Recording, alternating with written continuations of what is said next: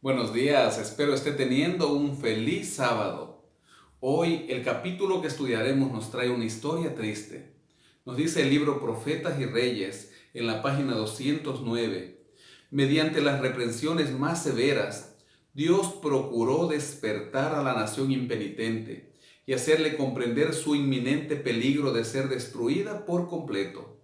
Mediante los profetas Oseas y Amós, envió un mensaje tras otro a las 10 tribus para instarlas a arrepentirse plenamente y para amenazarlas con el desastre que resultaría de sus continuas transgresiones.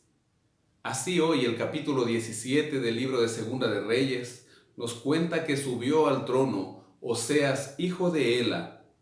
Este reinó sobre Samaria 9 años, pero hizo lo malo ante los ojos de Dios, así como los reyes que lo antecedieron.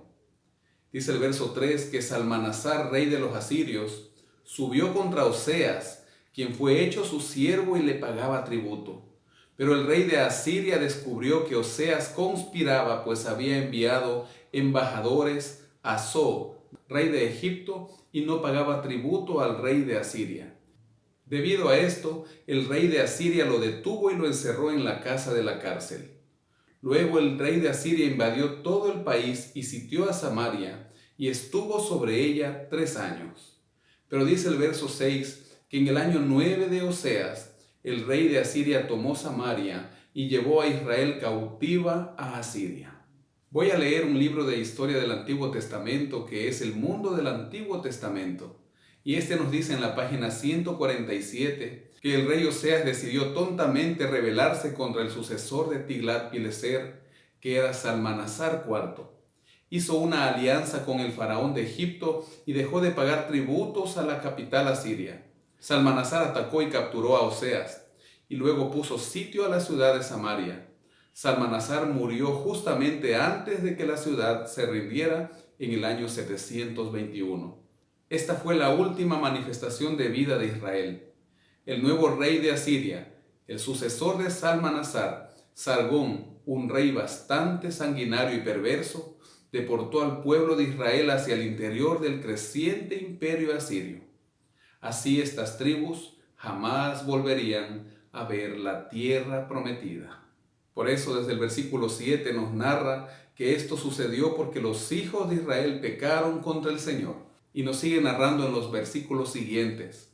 Adoraron a dioses ajenos, anduvieron en los estatutos de las naciones que el Señor había sacado de la tierra prometida. Edificaron lugares altos, levantaron estatuas e imágenes, quemaron incienso en los lugares altos, servían a los ídolos, fueron obstinados como sus padres, desecharon los estatutos del Señor. Dejaron todos los mandamientos de Dios, hicieron pasar a sus hijos y a sus hijas por fuego. En el verso 13 nos dice que el Señor amonestó a Israel y a Judá por medio de todos los profetas y de todos los videntes. También dice el verso 18 que el Señor se enfureció tanto contra Israel que los quitó de delante de su rostro y solo quedó la tribu de Judá, que aún no había sido llevada cautiva. Desde el versículo 24 nos narra una costumbre que tenían los asirios. Dice que el rey de Asiria llevó gente de Babilonia, de Cuta, de Aba, de Hamad y de Sefarbaim y la puso en las ciudades de Samaria, en lugar de los hijos de Israel. Los asirios tenían la costumbre de ubicar personas de un pueblo en otro.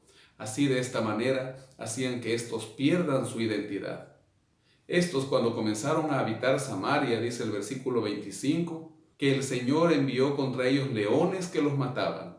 Entonces dijeron al rey de Asiria: la gente que tú trasladaste y pusiste en las ciudades de Samaria no conocen la ley del Dios de aquella tierra. Así el rey de Asiria ordenó: llevad allá a alguno de los sacerdotes que trajisteis de ese lugar. Entonces uno de los sacerdotes, que fue cautivo de Samaria, ahora fue y habitó en Betel, y les enseñó cómo habían de temer al Señor. Pero cada nación se hizo sus dioses y en la ciudad donde habitaban, y los pusieron en los templos de los lugares altos que habían construido los de Samaria. Los de Babilonia hicieron a Sucot-Benot, los de Cuta hicieron a Nergal, los de Hamad hicieron a Asima, Los Abeos hicieron a Nipsa y Tartac. Los de Sepharvaim quemaban sus hijos en el fuego para adorar a Adramelech y Anamelech. Temían además a Jehová. En el versículo 40 nos dice que estas personas no adoraron solo a Jehová, sino que hicieron según su costumbre antigua. Así aquellas gentes temieron a Jehová y al mismo tiempo sirvieron a sus ídolos. Y así esta falsa adoración fue pasando de generación en generación. Tocante al pueblo de Israel nos dice el libro Profetas y Reyes en la página 212 y 213. Se dieron a los transgresores muchas oportunidades de arrepentirse. En la hora de su más profunda apostasía y mayor necesidad, Dios les dirigió un mensaje de perdón y esperanza. Los males que se habían extendido por la tierra habían llegado a ser incurables y se pronunció esta espantosa sentencia sobre Israel mediante el profeta Oseas.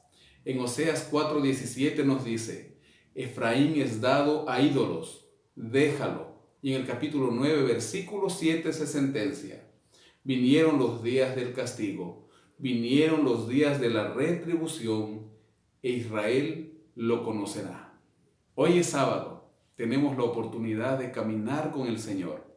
Meditemos en estas palabras. ¿Cómo está nuestra adoración?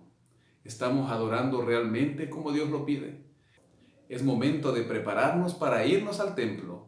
Es momento de adorar al Señor. Feliz sábado y que Dios te bendiga.